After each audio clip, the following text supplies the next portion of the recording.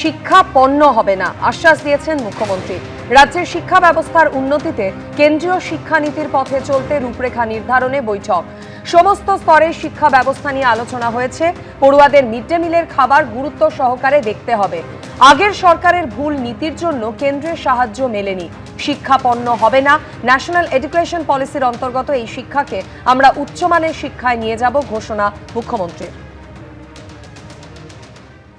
কি করে শিক্ষক অধ্যাপক নিয়োগকে রাজনীতিমুক্ত করে অত্যন্ত পরিচ্ছন্নতার সঙ্গে মেধার ভিত্তিতে নিয়োগ করা যায়, বিশেষ করে বিদ্যা মন্দিরগুলোকে কি করে আধুনিক মানের করা যায়, সব পয়েন্ট নিয়ে ইন ডিটেলস আলোচনা হয়েছে।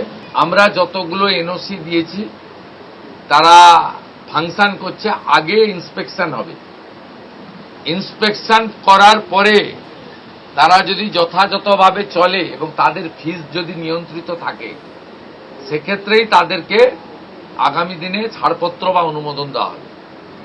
শিক্ষাকে আমরা পণ্য করতে দেব না।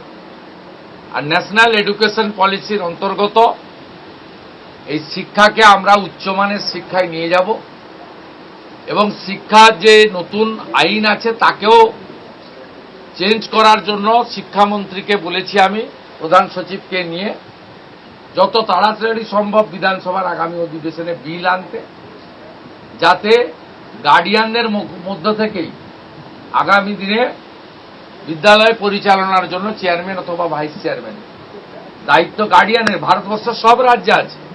21টা বিজেপি এনডিএ রুল স্টেটে আছে, এই রাজ্যে এগুলো করেনি।